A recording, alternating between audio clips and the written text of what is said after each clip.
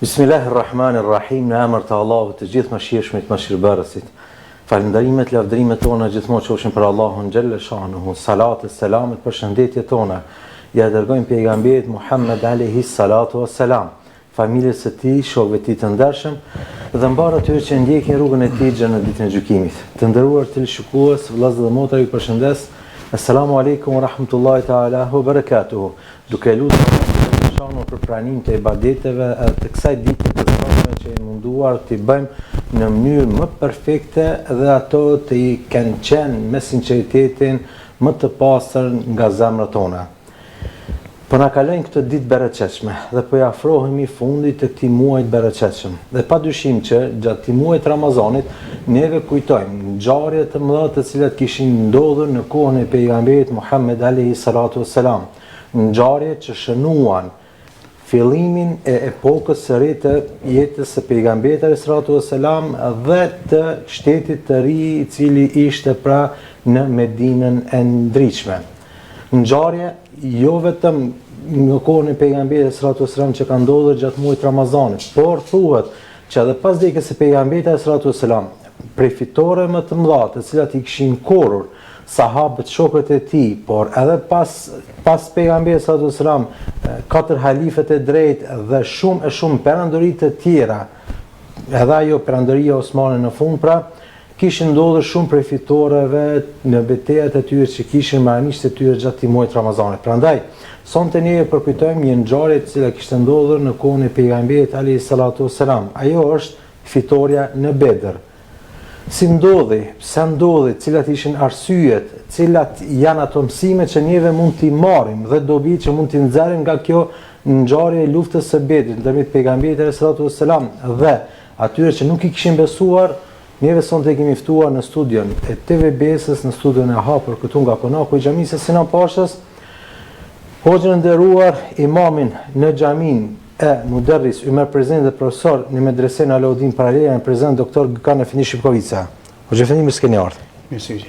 Gjithashtu me neve sonte është edhe kryemami i Këshillit Bashkisë në prezent doktor Orhan Efendi Bislimaj. Orhan Efendi, mirë se keni ardhur. Mirë se hoxha. Sonte dita 17 e Ramazanit. Elhamdulillah, Gökhan Efendi kaluam tër këtë ditë bereqetshme me sabër, mirë po duke u munduar që në maksimum të bëjmë atë ibadetin, të qëjmë në vendat e manetin që ka kërkuar Allah xhelle shanu edhe pejgamberi sallallahu alaihi wasallam. Por gjithashtu ajo që na bjerë në sy dhe që lexojmë për ditën e 17 të Ramazanit është edhe ngjarja e fitores në Bedër. Ne vedim se pejgamberi sallallahu alaihi wasallam para se të vinte, para se të bëhej pejgamber, kishte probleme të natyrave të ndryshme në atë shoqërinë aty ku jetonte në Mekë dhe përreth saj. Probleme ndërmjet fise, probleme në besim, probleme në moral, probleme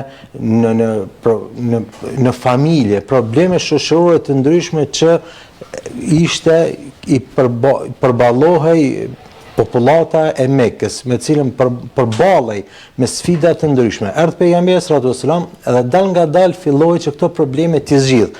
Padyshim që me mësime duke marrë nga Allahu xhelle shanuhu. Ajo që po na intereson, të marrim vesh para se të hyjmë në detajet e luftës së Bedrit, fitores në Bedër, na e kemi emërtuar sonte, sepse ka qenë fitoria në Bedër.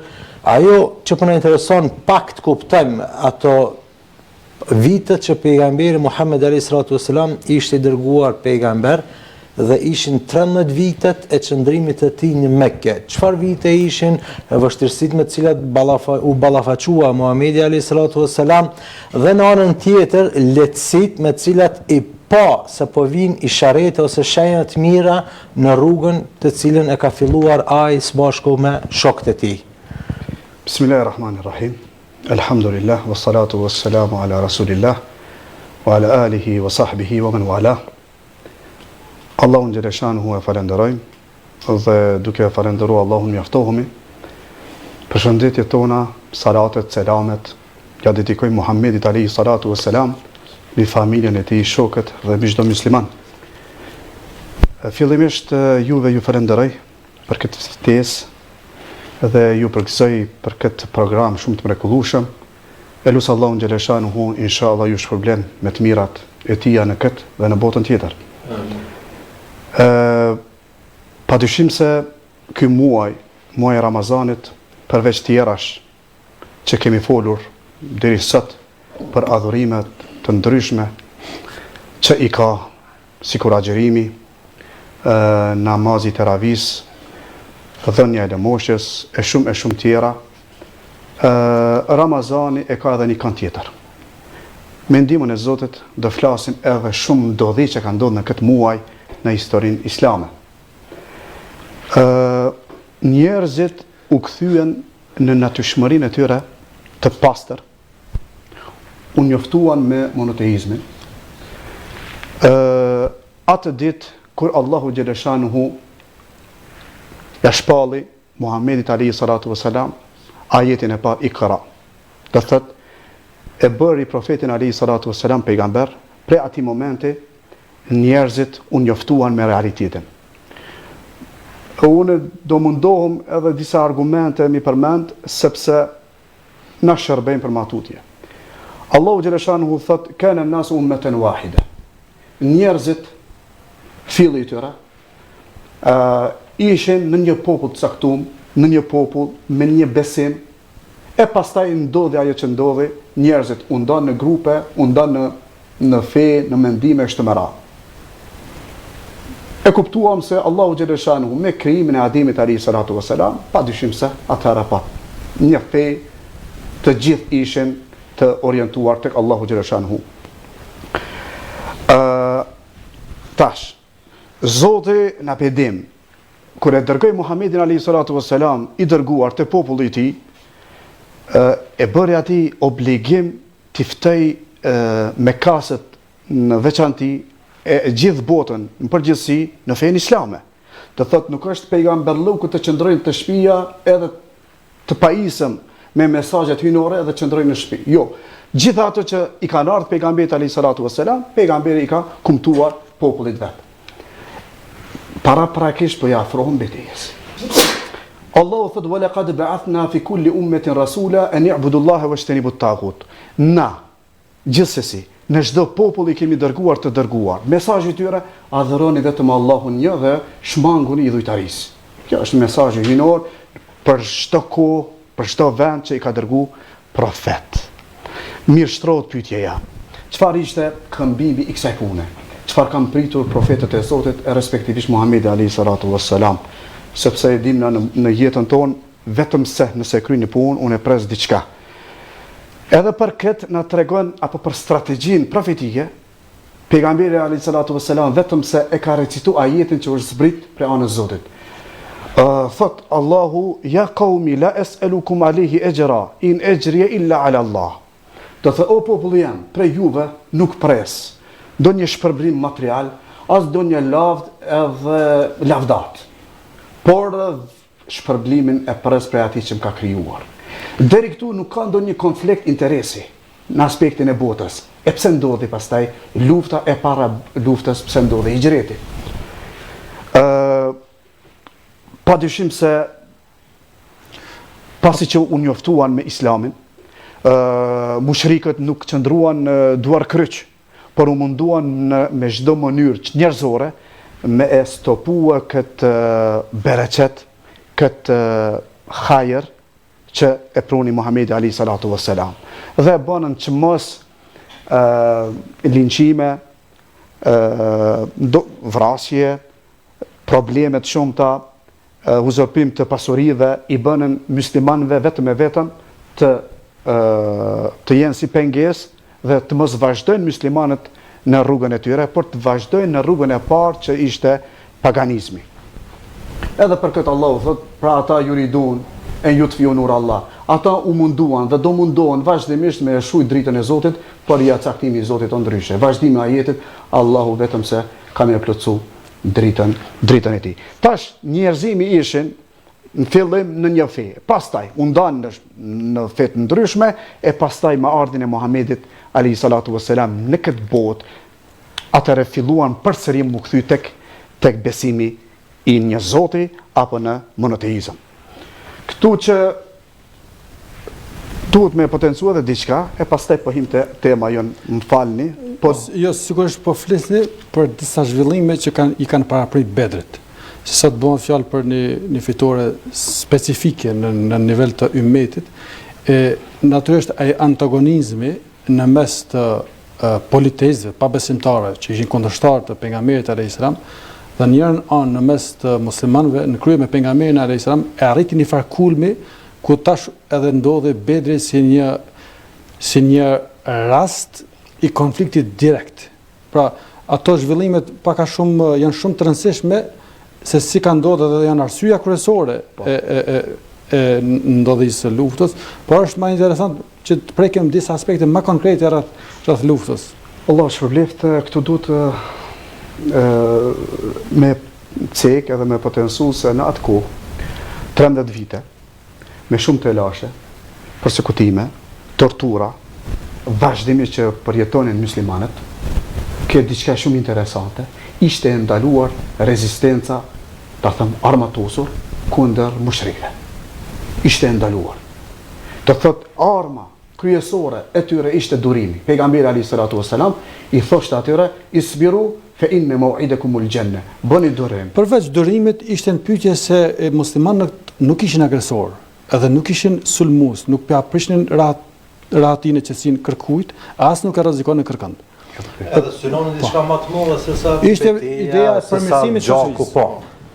Ne i përmendëm ato dukuri negative që ishin, tash ata synonin paqe, synonin përmirësimin e shoqërisë.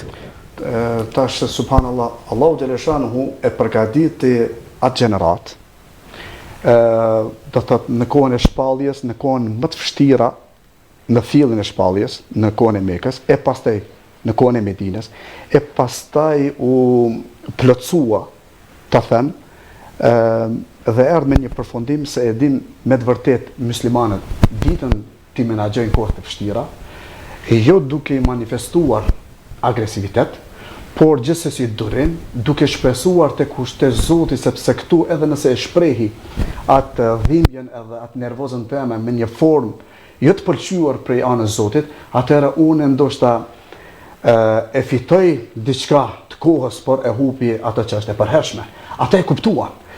Shembullin e kemi shumë. Shembulli i Bilalit, shembulli i Jasirit me shoqen e vet me Sumejen, edhe pejgamberi alayhis salam vetëm se prej kësaj dynjaje e dha myshden.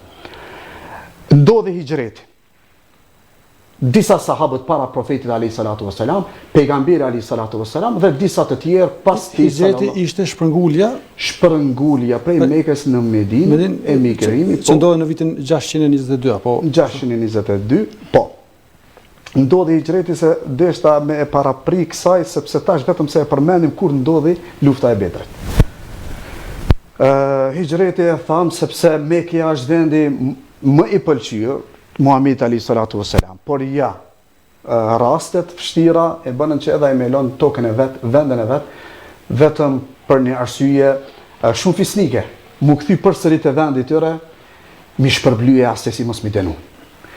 Këtu në vitin e dytë të hijretit, në ditën e 17 të Ramazanit, në kohën në 624 ashtu me 13 mars me kalendarin, po, në tonë ndodhi lufta e Bedrit. Tash ato që më shtruat edhe ju, si pyetje ç'a ishte edhe motivi, arsyeja. A thu pejgamberi alayhis salatu wassalam u përgatit paraprakesh për këtë luftë, apo ke diçka tjetër jashtë planifikimit profetik, ta them, me që përgjigjja është e dyta. Pejgamberi alayhis salatu wassalam një ditë i vjen një lajm se vjen një karavan prej Shamit në drejtim të Mekës. Dhe mirë, karavani nuk ke i një llojit normal. Por aty ishte kryesori i atij karavani ishte Ebu Sufjani.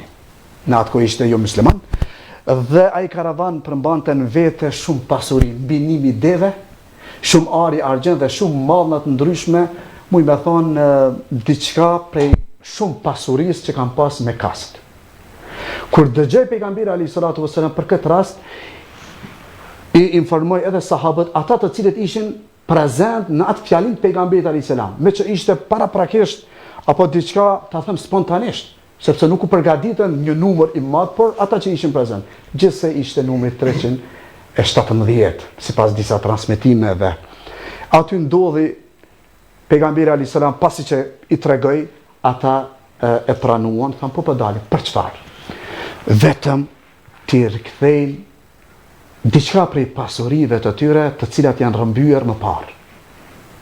Ata ishin në Mekë, dhe shumë prej tyre, prej sahabëve, vetëm se i lanë pasuritë e tyre, i lanë gjitha kapitalet që i kanë pas, vetëm kanë shpëtu vetë me jetën e tyre dhe me fenë e tyre.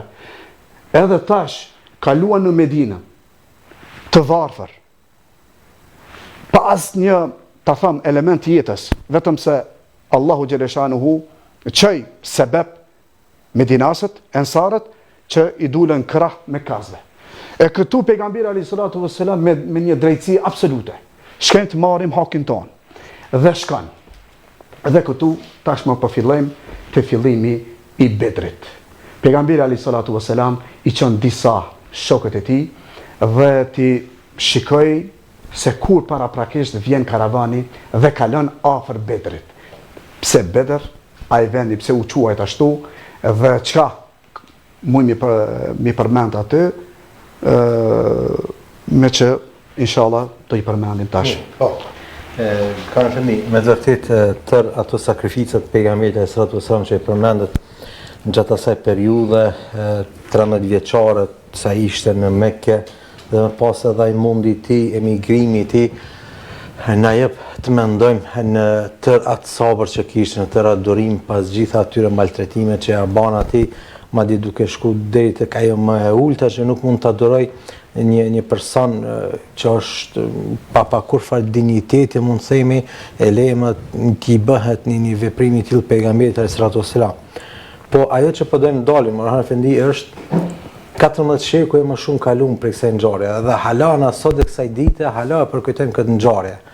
Ndërsa e përkujtojmë këtë ngjarje duke mos deformuar asgjë, duke treguar realitetin si ka ndodhur, pse ka ndodhur dhe cilat janë arsyet që ka ndodhur.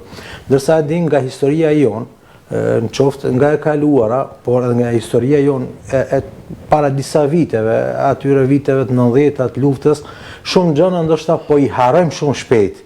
Pak prej asaj që nuk janë shkruar me kohë në ngjarje, ndodhit kur ka ndodhur, po pak edhe dikush na i ka deformu ose na i ka shtrembru, historinë e vërtetë e ka shtrembru duke shti aty gjëra të cilat i ka konvenu filon personit ose për mendimet e këtij tjetrit.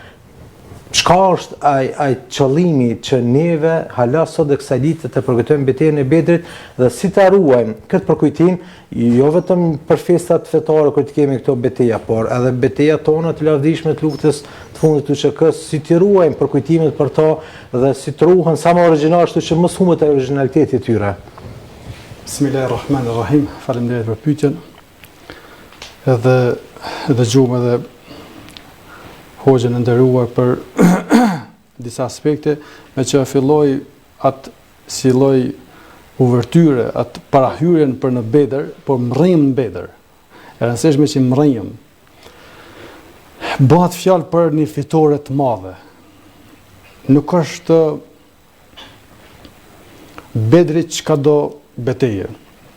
As nuk është përfundim i luftës që muslimanët e kanë zhvilluar në atë kohë, sepse ne dim që kanë ndodhur disa luftra të tjera, disa betejë të tjera. Por është një prej betejave qendrore, një prej betejave kryesore, dhe është prej betejave të para që kanë zhvilluar muslimanët në mbrojtje. Këto duhet të dallojmë se për një periudhë të caktuar muslimanët e kanë pasur të ndaluar që të sulmojnë. Por e kanë pasur të lejuar minimumin e domosdoshëm të mbrojtjes. Edhe fitoria në Bedër në perspektivën e tanishme e jep atë mesazhin e triumfit të ummetit të pejgamberit alayhis salam, atë mesazhin e pozicionimit të drejtë, se ne e dim se një prej tipareve të kësaj lufte që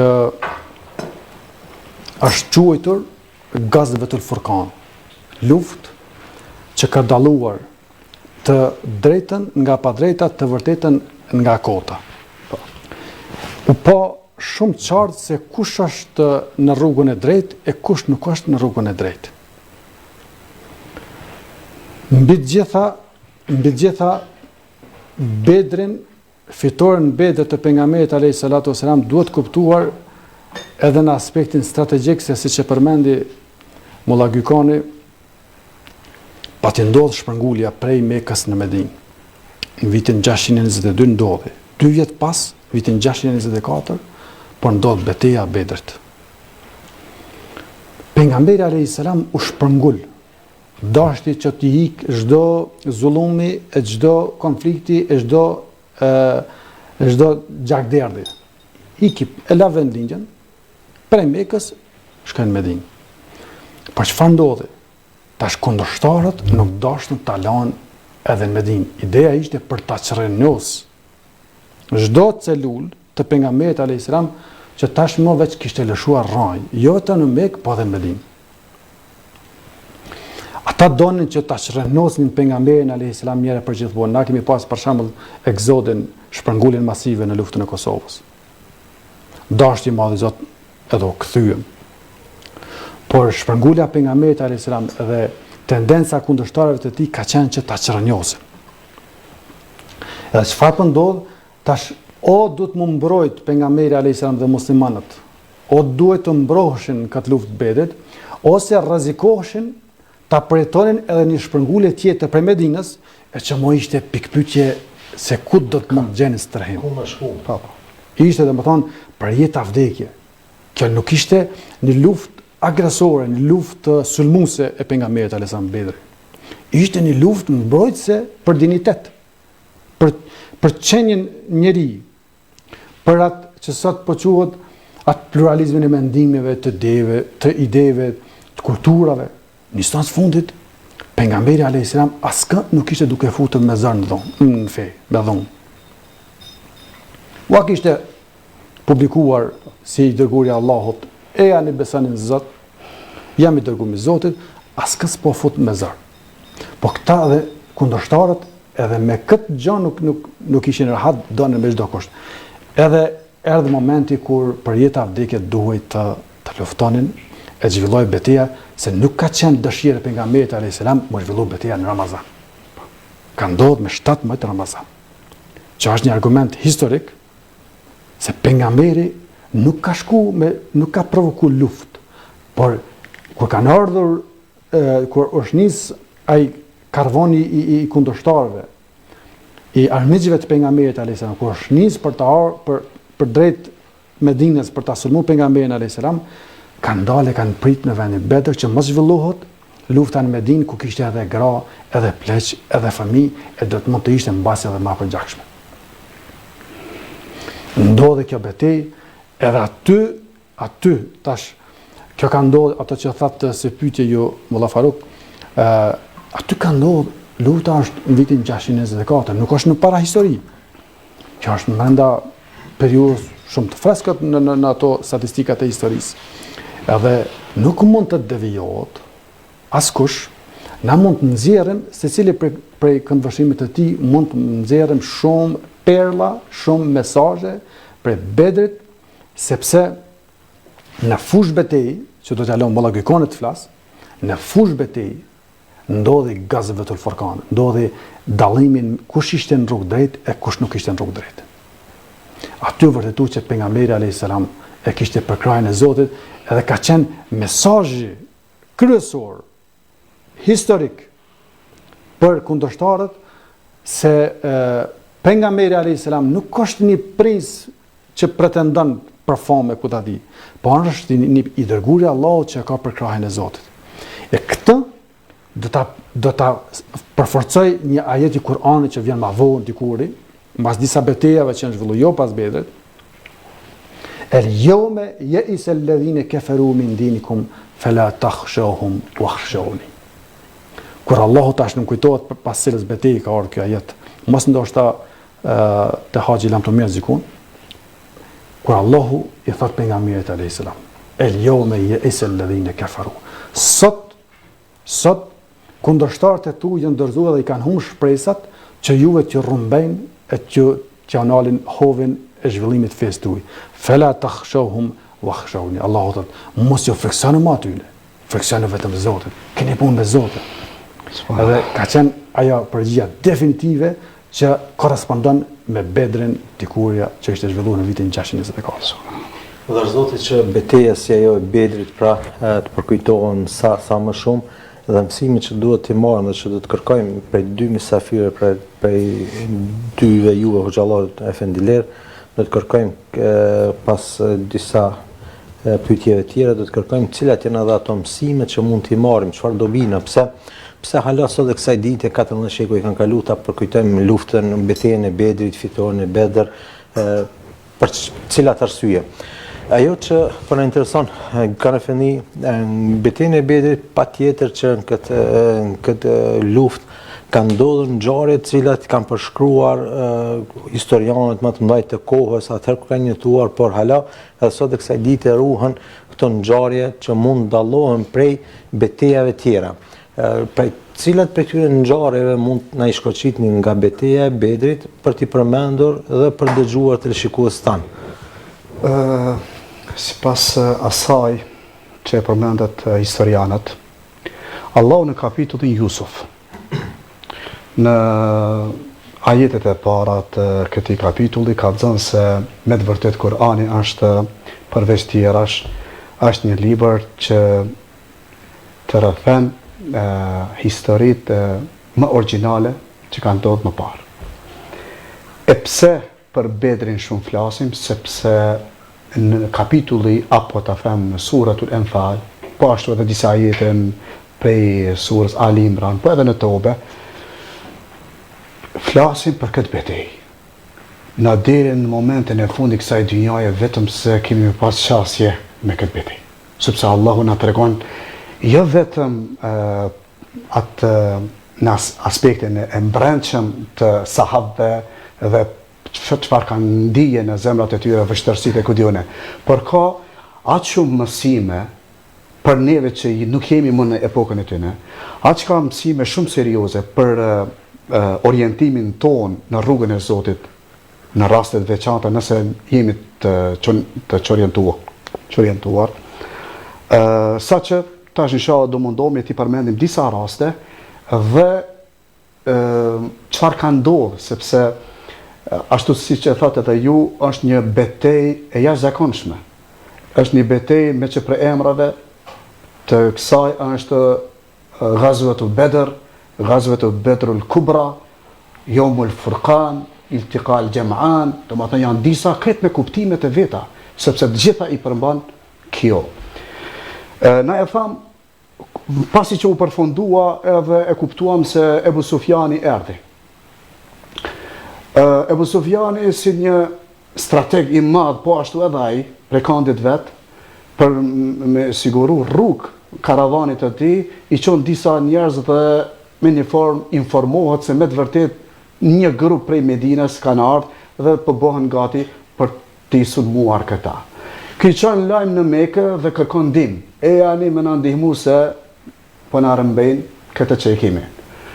Kur e dëgjon Ebu Xehli këtë, Ebu Xehli e dëgjon, Ebu Xehli e përgatit ushtrin masive prej 1550, domethënë 950 ushtar me plot arsenal, me plot përgatitje ushtarake, saqë me të vërtet këtu shihet motivi i Ebu Xehlit, atë që e thatë edhe juve, që deshten me të vërtet me zhduk muslimanët njëherë për gjithmonë. Donë Allahu Gjeleshanuhu ndryshe. Allahu donë që me të vërtet Ebu Sufjani kalon dhe shpëton karavani. Dhe muslimanët vanohen dhe nuk e shohin fare. Dhe Ebu Sufjani i tregon Ebu Xehlit me një formë, kthehuni sepse shpëtuam edhe e siguruam këtë. Ai thot vallahi, fjalën e tij të famshme, wallahi la nerji'u hatta nejlisa thalath, nashrabu khamran thot vallahi nuk kalojmë, nuk kthehemi Mekës pa ndet rinet, pa hangër, pa pi aty, të do ta demonstrojmë neve fuqinë tonë dhe pa imposht muslimanët. Që tu u pa, karavani iki, ushtria mekase u afruan, muslimanë jo të përgatitur për luftë. Atëherë zbite ajeti kuranor, udhine lilledhine yuqatelune bi ennehum dhulimu wa anna Allahe ala nasrihim le qadir. Me të vërtet u lejua atyre që u është bërë pa drejtësi dhe të mbrojtja. Dhe me të vërtet Allahu është i fuqishëm për mi ndihmu muslimanëve. Tash pejgamberi alayhi salatu wasalam që tu përmendëm disa raste që neve i kemi me ajete, patjetër mi përmend. Numri i thamë është 950. Në aspektin e ushtrisë nuk ka krahasim. Përgatitjeve po ashtu, sepse këta besimtarët musliman nuk dulen për luftë, nuk janë të përgatitur. Bile kemi transmetime të sakta. Disa kur e kuptuan rastin, se pritën deri momentet e fundit, mos vallë, mos po kanë për qëllim ende për karavanin e Ebu Sufjanit, ndoshta ai që na pruni këtë lajm për ardhin e Ebu Gjehlit me ushtrinë e vet, mos është lajm i rreshëm, por mos e ka për qëllim për Ebu Sufjanin. Këtu nuk ka luftë, nuk ka i vjen te pejgamberi alayhi salatu wasallam, ja Resulullah, la ejidu seyfen, nuk kam shpatë çish me luftu une. Am lejon pra ta marr një deg të palmës, thot atëherë khudh, se nuk ka sot më kthy, sot je këtu. Për këtë arsye, ata të cilët kanë marrë pjesë në luftën e Bedrit, e kanë nofkën ndryshe. Edhe në ilmul hadith, në shkencën e hadithit, ata që kanë marrë pjesë përmendet kene bedrijen. Ka qenë për atyre që kanë edhe me njëherë, ajo vlera e tyre sigurohet, ta them, apo mbrohet, apo respektohet ajo ditë për cilën kanë marrë pjesë që ka qenë ditë e vështirë për ta. Veterani i Bedrit. A ditë ndodhi, tash neve na intereson çfarë ndodhi në vijën e muslimanëve dhe çfarë ndodhi në vijën e mushrikëve. Pejgamberi alayhi salatu wassalam në vend qëndrimin e tij ku mu pozicionu, nuk ka pas ndonjë lajm prej Zotit. Nuk ka qenë diçka profetike, apo nuk ka qenë vahi, por ka qenë vetëm një ijtihad, ta them, vetëm mendimi i tij. Para kësaj, ta them, Bedri, më falni se si shpejt po kaloj. Bedri, ai vend është në jug perëndimin e Medinës, afër 150 kilometra larg saj, dhe aty gjenden disa burime, disa ta them burime të ujit. Po, këto ndoshta nuk janë shumë të rëndësishme edhe për teleshikuesit. Më tepër intereson momenti i përballjes. Por pejgamberi alayhis salam i pa se në atë betejë ka qenë pola kundërshtare, pola armike, 3 fish në numër më shumë se sa muslimanët. Këtu si u gjet pejgamberi alayhis salam? Ma pak në numër, ma pak në armatim, ma pak me kuajt, si tash tenki që është. Me që edhe emisioni po hecin minutat, kështu që ta dinamizojmë. Jo se ka shumë me fol, zoti shpërblet, sepse detajet janë të mëdha. Sepse detajeve dhe i lojmë ato se në më parsora dhe humbi. E din, populli din si Bedër. Tash ato detaje efekti aty neve që na intereson. Edhe regjia është duke transmetuar, duke biseduar në një pjesë të ekranit edhe luftën e Bedrit, pra është duke transmetuar në emision direkt. Lutem Zoti ja Rabbi, dëshmorët e Bedrit, inshallah Zoti i ka shpërblyet të dëshmorët tonë të luftës tonë, ja Rabbi. Numri nuk ishte barabart, 317 me 950. Allahu Gjeleshanuhu thot, idh yurikehumullahu fi menamike qalila, dhe Zoti të dha një lajm në ëndër dhe të tha se numri i tyre palës tjetër është shumë pak, por kishë dhënë lajmin se është numri i madh, atëre ju kishë të humbë shpresa dhe guximin që të fillon. Sepse pejgamberi alayhi salatu wassalam në atë natë mas 4 neteve, me pak gjumë, me pak ushqim, i vje të gjithë sahabëve një gjumë, një kotje, një shenjë sigurie nga ana e Allahu Gjeleshanuhu, sa që thot pejgamberi alayhi salam, për këtë ajet që i thot edhe sahabëve, numri i palës tjetër është shumë i vogël, kurse ju jeni shumë ma shumë, kjo ishte një ndim paraprake prej anës Zotit Gjeleshanuhu. Dhe ajetit ka thënë, por kish tregu Zoti numrin real ju me dit, pa dyshim se ju kish kap panika dhe s'kishët mujtë mu ballafaqu me ta. Përveç tjera, çka mendon ky kanë vendi? A ka fituar këtë betejë pejgamberi alayhis salam apo e ka fituar mendimin e Zotit? Elhamdulillah që na tash në shikimin ton bëhet fjalë 300 forca me mbi 900 forca palarmike. Do 3 fish më shumë. Do të thonë 3 fish më shumë. Në konceptin ton, me logjikën ton, është shumë e pamundur që të rezistosh. Tash ku ishte ai misteri që pejgamberi alayhis salam e patë edhe këtë motive dhe këtë fuqi gjersa e fitoi Bedrin historik. Efendi këtu ka disa kande në elhamdulillah në çdo përfundim të çdo ajeti, vetëm se Zoti ka thënë kush ka qëndru në mbrapa triumfit të muslimanëve. Thot une ndihma ju ka prej meje, sepse ju jeni në të vërtetë, kurse pala tjetër në të kotën. Vazhdimisht Zoti tregon për numrin real dhe dobësinë e tyre dhe forca prej nga i vje. Domethënë, pa dyshim se jo vetëm në luftën e Bedrit, në çdo fitore, qofshin ato fitoret luftarake apo në rrafshe tjera, ta dim se vje vetëm prej anës Allahu Gjeleshanuhu. Është një plus i madh njeriu nëse e din këtë, e nëse jo është ndoshta problemi ti personal. Unë këtu duhem edhe diçka, sepse Allahu Gjeleshanu tregon se me të vërtet filloi vetëm se filloi ndihma. E dyta, lutja e pejgamberit alayhi salatu wassalam dhe vlera e lutjes vazhdimisht në veçanti në kohrat të vështira. Thot ja Rabbi in tuhlik hadhihi al-isabe falan tu'bad fil ardi. Tash pejgamberi alayhi salam e pa realitetin. E pa se me matematikën tonë pa dyshim se nuk zgjat kjo luftë vetëm pak kohë dhe pala tjetër do triumfonte. Por thot ja Rabbi, bindja e fortë e Zotit, bindja e paluajshme, bindja sepse Zoti nëse të jep diçka, sikur na Kur'anin që e kemi. Kur'ani është i njëjti, ajetet janë të njëjta që profeti i ka recituar atyve, na jemi të recitu. Ata i kanë pas besimin, pastaj folim edhe për dobin se kush ishin sahabët dhe pse Zoti i ka lavdruar se me të vërtet u bindën. Pa filozofush, u bindën se Zoti a ka thënë u kry. Këtu thot o Allah, nëse këtë grup të vogël, nëse sot këta humbin dhe mboshten, në këtë tokë nuk ka me pas njeri që të adhuron ty vetëm. Por nuk kemi me pas sukses. Allahu Gjeleshanuhu pa dyshim se para prakesht vetëm se e përgatiti pejgamberin dhe e bëni gati të drejtohet Zotit me këto lutje të mrekullueshme. Unë pak këtu një insert që ta përjetojmë pak Bedrin. Ma bën Allah ti pasaj edhe vazhdosh pa duke fendi. Këtu është një moment shumë kritik ndër më të ngjishmit në jetën e pejgamberit alayhis salam. Në betejën tjetër të Uhudit është rreziku fizikisht. Por kjo është betejë e parë. Betejë e parë që po përballet me armikun.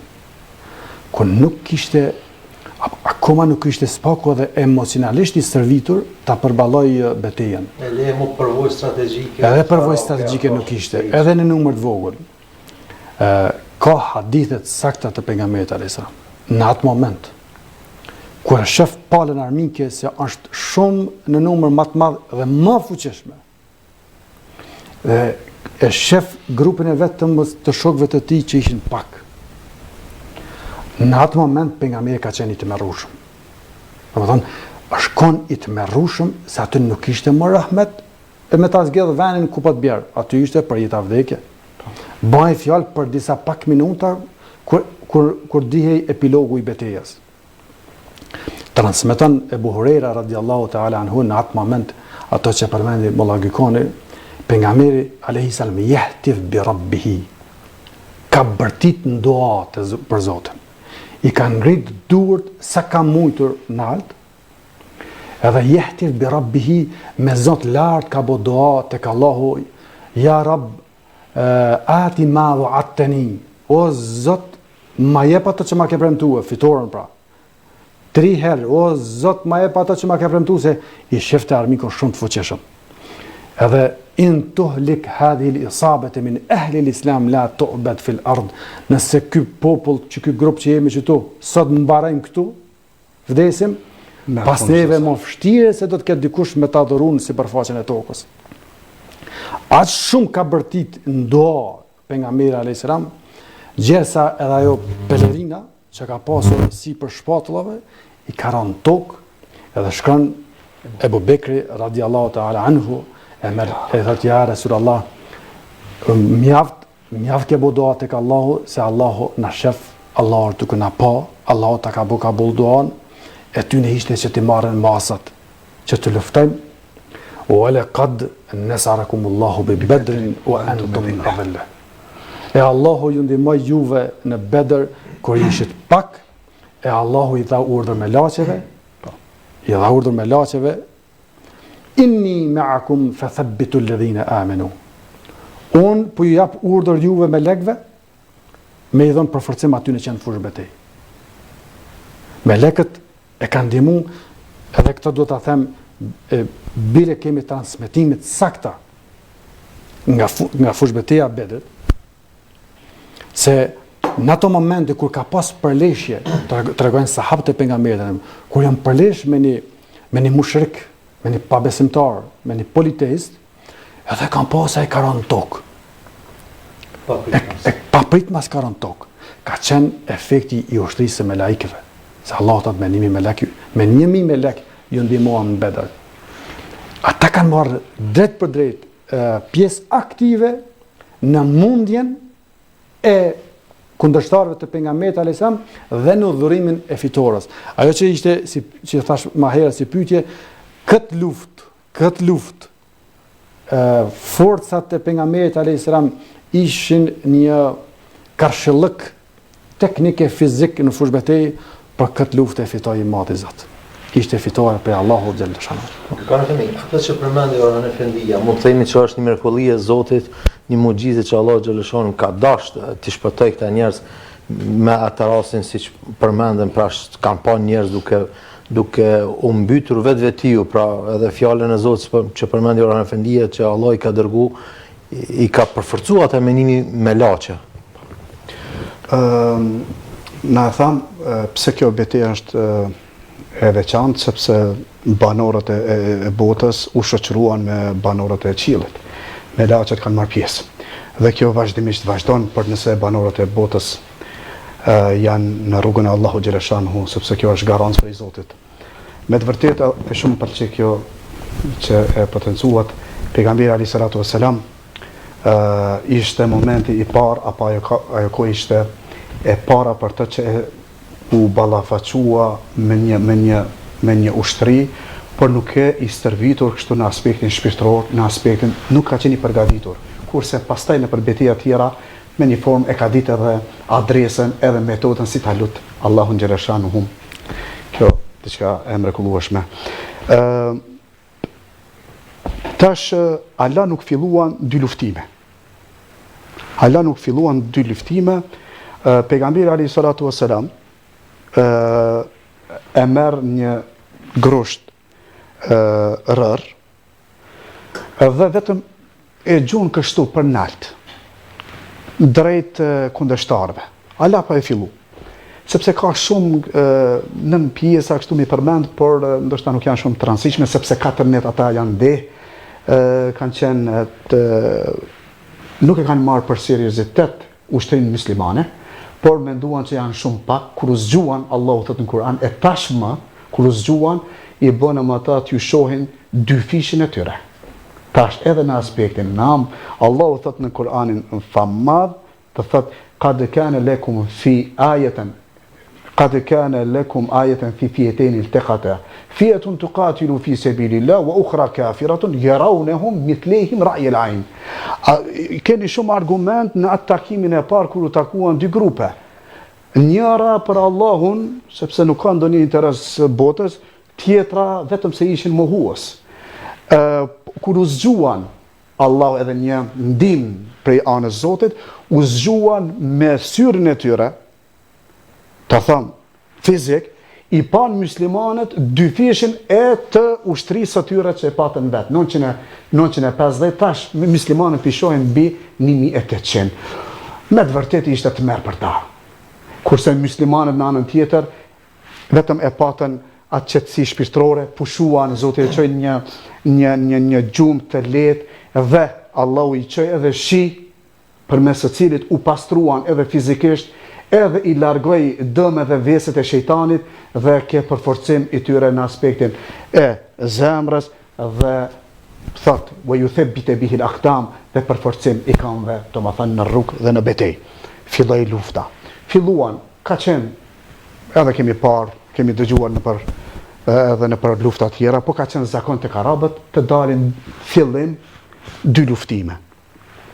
Pre anës muslimanëve dulën 3, edhe prej palës tjetër 3. Prej palës tjetër duli Shejbe, Ibn Rabia, duli Velidi edhe Utbe. 3 krerët më kryesor që përfaqësonin Kureshit edhe qafirët e tyre. Do më thënë një është shumë mizor.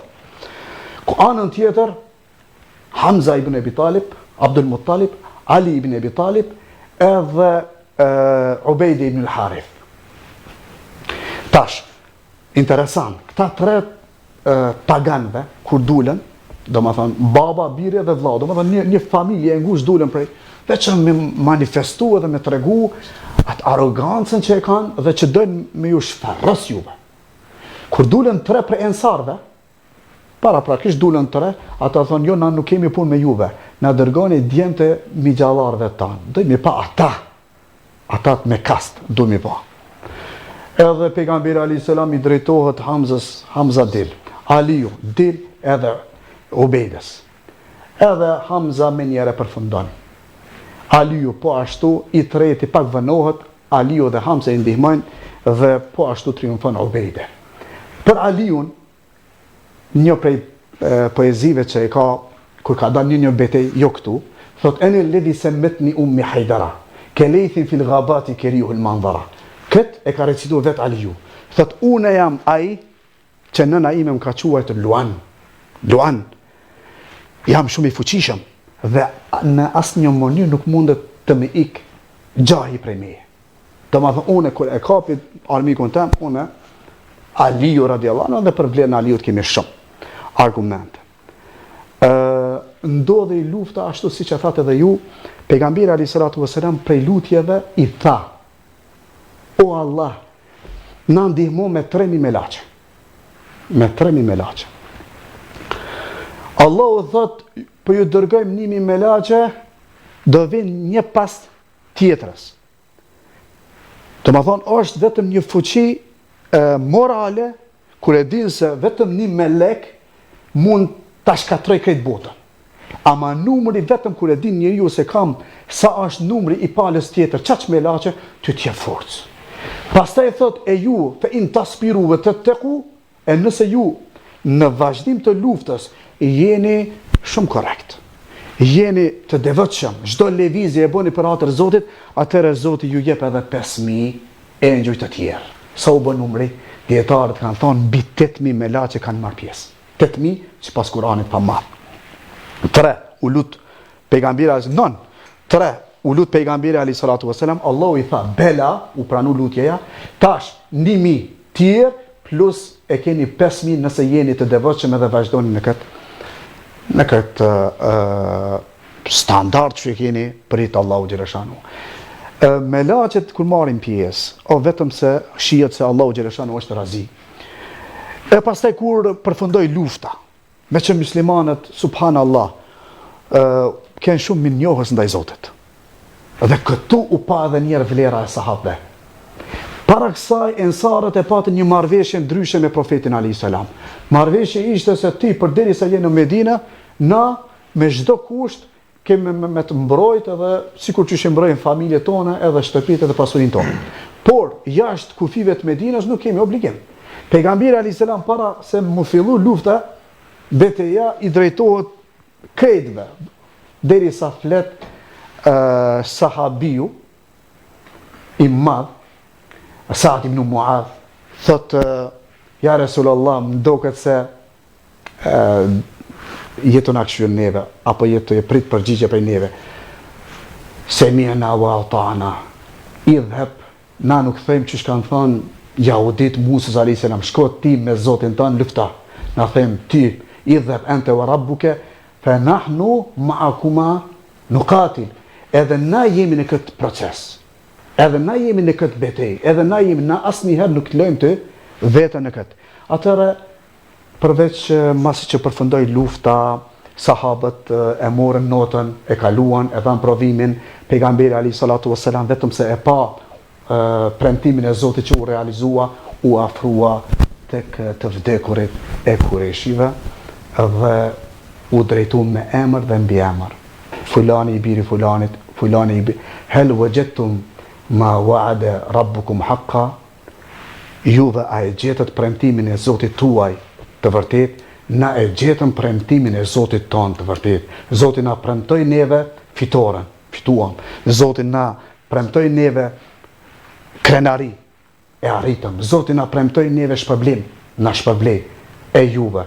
Hazreti Umeri i tha, ja Resul Allah, po jetu i fol kufomave, me që thot vallahi, thot edhe betod, walledhi nefsu Muhammedin bjedi, wama antum bi esma'a lima aqulu lahum. Do më thonë, ju jeni barabar tash, sikur ju që më dëgjoni mua, edhe ata, për ata nuk kanë mundësi me na dhënë përgjigje. Një mrekulli tjetër.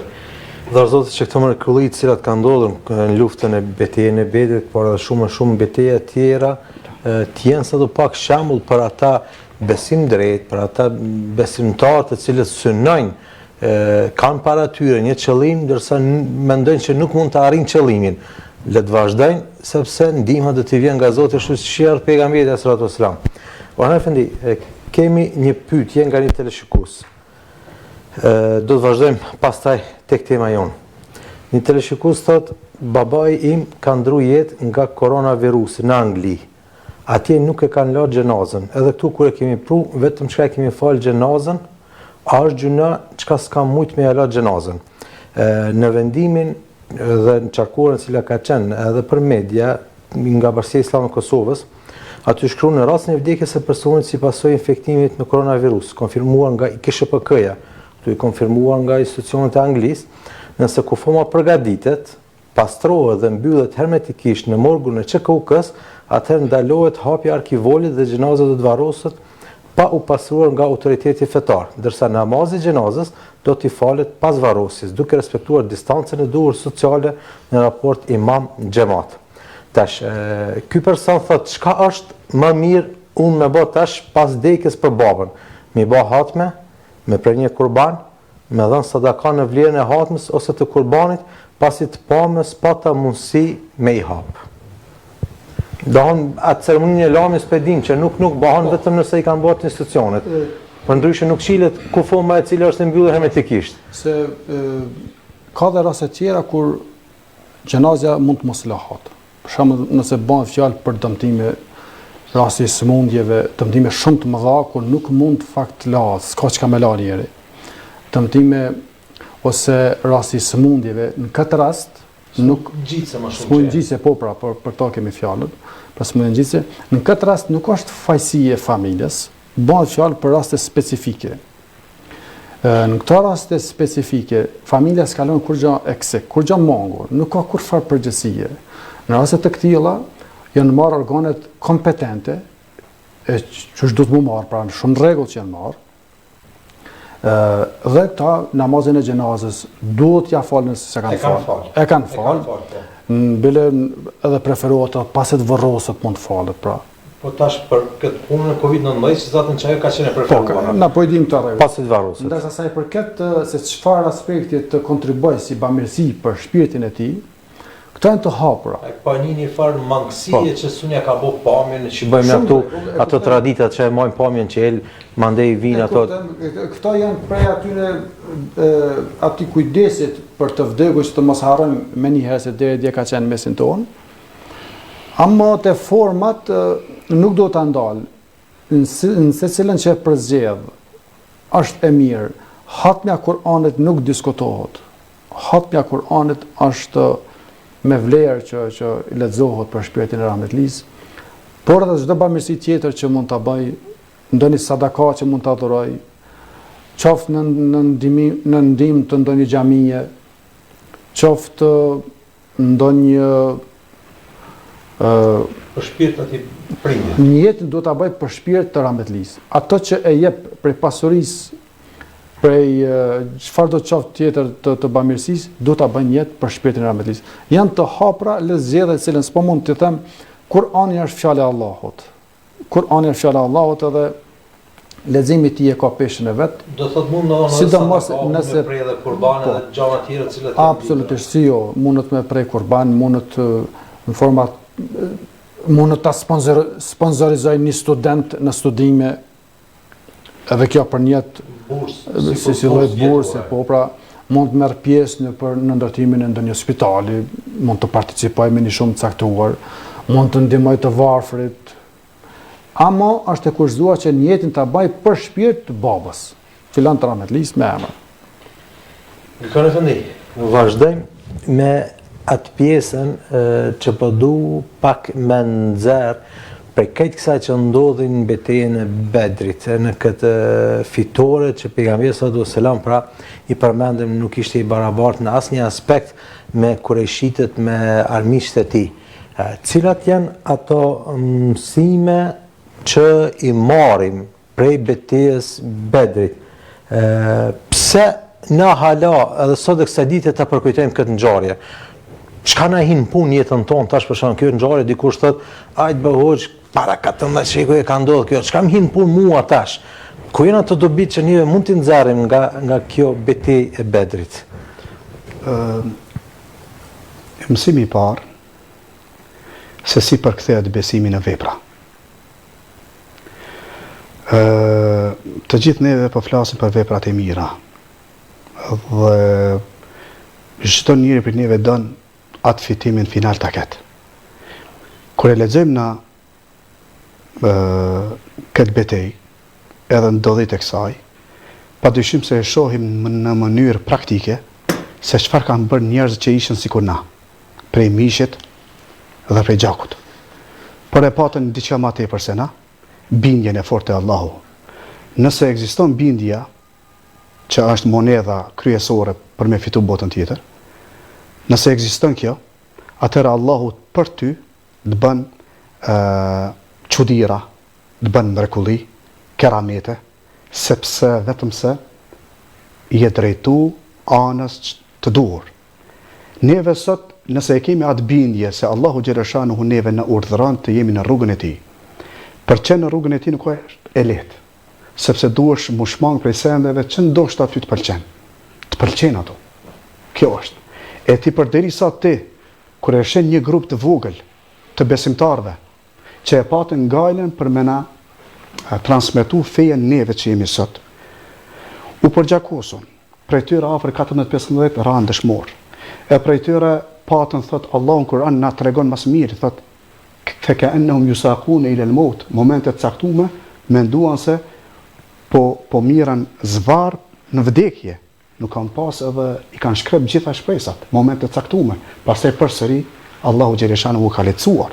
Ata ishin dobia se ata momente u drejtuan Allahut sinqerisht dhe e dhan provimin. E dyta, kush ishin apo bota e sahabëve? Pse që ka që ishin besnik? Pse që ka që ishin besnik dhe nuk e lanë një moment pejgamberi alayhi salatu vesselam? Për këtë arsye, në veçanti për ensarët, kur thot pejgamberi alayhi salam, këtë bota me ecë me një lugin, po ensarët me ecë me një lugin tjetër, dini se une i eci apo i shkem mbrapa ensarëve. Pa marrë parasysh kush janë të tjerët që ecin e marrin një rrugë tjetër. Këta ishin sahabët që neve duhet jo vetëm me respektu, por edhe ti ulëmtojmë mendimet e tyre çysh e kanë kuptuar fenë islame. Një prej mësimeve vetë pejgamberi alayhi salatu vesselam ishte modeli më real për ta, për këtë arsye edhe mos mu çudit pse ata ishin që ka të mrekullueshëm. Sepse pejgamberi alayhi salatu vesselam u sprovua me ndarje të fëmijëve të vet, domethënë 6 i vdiqën duke qenë i gjallë profeti alayhi salam dhe manifestoi durimin më të mirë. Nuk ishte vetëm që i tha duroni, ama unë nëse sprovohem nuk duroj. Jo. Pejgamberi alayhis salam ishte ai vet I cili e manifestoi se si njeri po ashtu bën durim në kohëra të vështira në veçanti në skamje.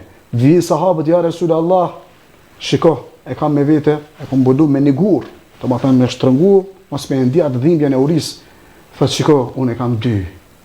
Ate e panë se kyko ka akoma një hap ma përpara se na edhe në këtë aspekt. Të më thënë, në çdo fush, pejgamberi alayhis salatu vesselam ishte aktiv, edhe në paqë, edhe në luftë, ishte për këtë arsye na çfarë marrim dobi, sepse por nëse ecin në rrugën e pejgamberit alayhis salam, eventualisht ato sevapet të mirat e Bedrit edhe neve na kaplojnë. Ka edhe shumë tjera. Ndoshta më shtu pak në dimension tjetër këtu, se Bedri është vërtet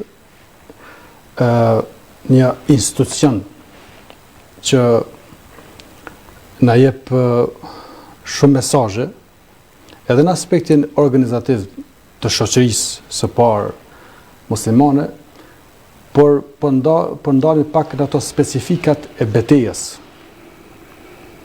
Jemi në muajin e agjerimit. Erdhi përkrahja e Allahut, këtë luftë, këtë betejë, më falë se po më përzihet me luftë, se bën fjalë për një betejë, këtë betejë e fitoi Madhi Zot. Por ato që duhet ta tërheqin këtë moment, në këtë betejë është ndihma direkte. E që ndihmë direkte shpeshherë ne si besimtar, ne si musliman, sikur nuk e përjetojmë që na vjen jetën e përditshme. Me ditë që Allahu na ndihmon në çdo çast, në çdo dakik, këtë kishme me urrashtue, këtë në xhamin kishme me shku. Por e kemi atë pikpyetjen, na ndihmon, po vjen, s'po vjen, se s'po shohim ndihmën reale, në kuptimin e përjetimit, se na kemi qef me na vizatu përpara, me na thonë që jam të ndihmuar. Këtu ndodhi ndihma drejt për drejt në dakik. Pejgamberi alayhis salam I bëri dua e Allahu ja pranoi duan.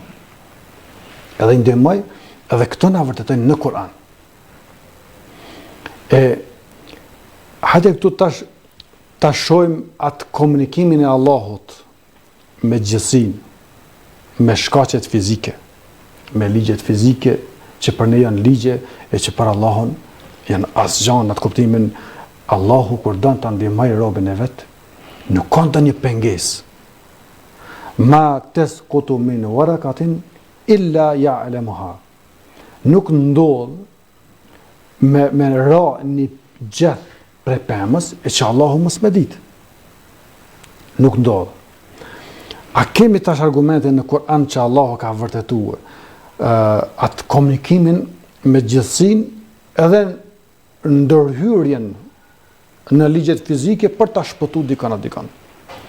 Unë me sa ditash nuk më kujtohet se edhe në libër të Genisit janë do raste që kur ka shpëtuar njeriu e që në fakt do duhej mos me shpëtu.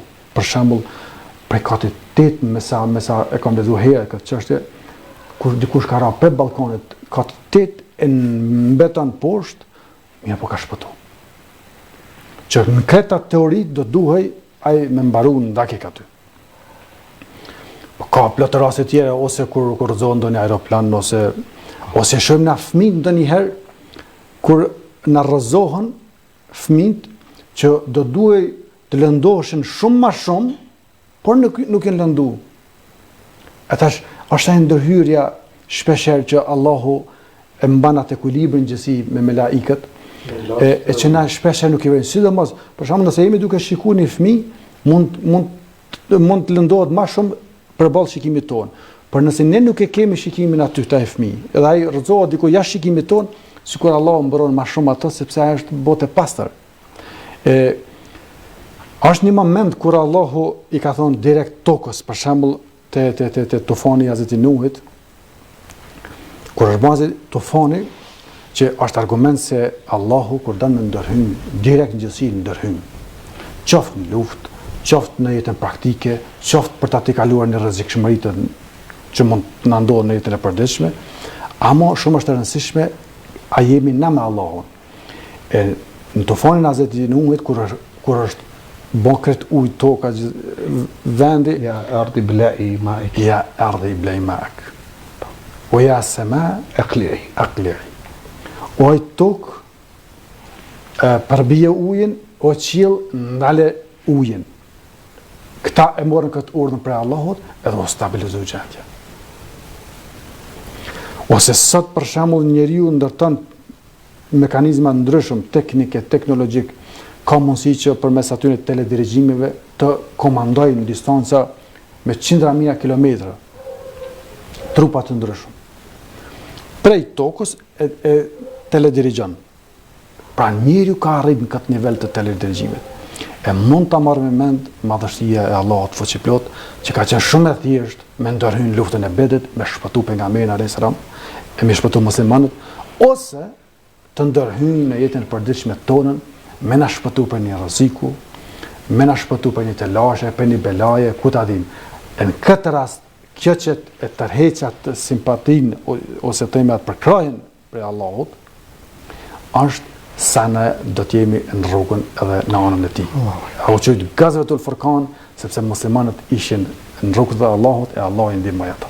Vallë Zoti që për hir të asaj që neve së pak mundohemi jetën tonë ta bëjmë, t'i kryjmë ato obligimet e Zotit, t'i çojmë në vendet të amanitit e tij, të na ruajnë momentet më të vështira, të na ndihmojnë në momentet kur më shumë t'i kemi nevojë. Edhe mbi të gjitha, ashtu siç përmendet edhe ju dy mysafir, na ndihmoj atëherë kur jemi më lazëm se sa kur një herë më parë, siç ishte rasti i pejgamberit sallallahu alaihi wasallam i dërguar i Zotit dhe po i çon durt as shumë për lutjet. Varet Zotit që lutjet tona të cilat i bëjmë ditë e natë, atëherë kur jemi në zorpo dhe atëherë kur jemi në qefe, s'kemi të lashe, ato lutje Allah xhaleshanët na i kompenzojë, na i pranoj sa më mirë. E fëndërër, ju falenderoj që sonte ishit bashkë me neve, me gjithë të teleshikues të cilët na përcollën, jo vetëm brenda Kosovës, por edhe shumë teleshikues të cilët na bëjnë pyetje dhe që janë nga jashtë vendi ynë. Dhe Zoti që të sërish takohemi. Faleminderit. Të nderuar teleshikues, ja pra, edhe sonte mbaruam me karavanin e Ramazanit, duke rikujtuar fitoren në Bedër, e cila ndodhi para më shumë se 14 shekuj. Kjo fitore e cila duhet të shërbej edhe në ditët e sotshme si një garanci për gjithë ata të cilët e kërkojnë ndihmën e Zotit, për gjithë ata që punojnë dhe e meritojnë atë ndihmë të Zotit. Duke shpresuar në ndihmën e Zotit dhe në fitoren të cilën e synojmë për herë, ju dëshiroj syfyr të këndshëm dhe ju përshëndes. Assalamu alaikum wa rahmatullahi taala wa barakatuh. Faleminderit.